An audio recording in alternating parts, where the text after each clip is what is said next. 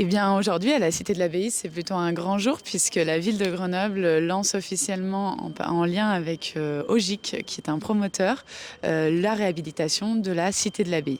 La Cité de l'Abbaye, c'est une histoire très ancienne. C'est un bâtiment de l'entre-deux-guerres qui était voué avant 2014 à être démoli. Et la municipalité a fait le choix, contre vents et marées, de travailler à un projet qui permette la réhabilitation de cette ancienne cité ouvrière, une des dernières de la ville, qui a de grandes qualités en termes de logement, mais qu'il faut aussi adapter au goût du jour.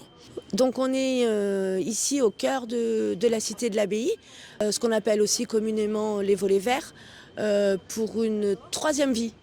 Finalement des volets verts, on avait à sa création dans les années 20 la première cité ouvrière de Grenoble, puis ensuite, compte tenu de l'état des bâtiments, une cité vide dans laquelle on a testé de l'urbanisme transitoire avec des associations culturelles, tiers-lieux, mais aussi de l'hébergement d'urgence, des services de la ville.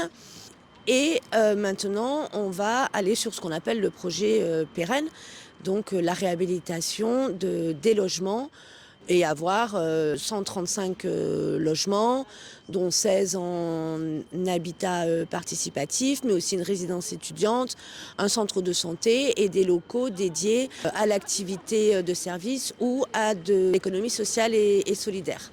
Bien sûr, cette réhabilitation s'inscrit aussi dans une politique d'adaptation au changement climatique.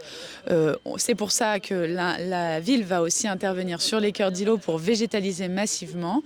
La réhabilitation sera labellisée BBC Rénovation, ce qui permettra aux futurs habitants d'avoir un confort d'été comme d'hiver, puisqu'on est aussi sur un site qui est connecté au chauffage urbain. Donc c'est vraiment des enjeux très très forts qui sont attendus dans le cadre de cette réhabilitation.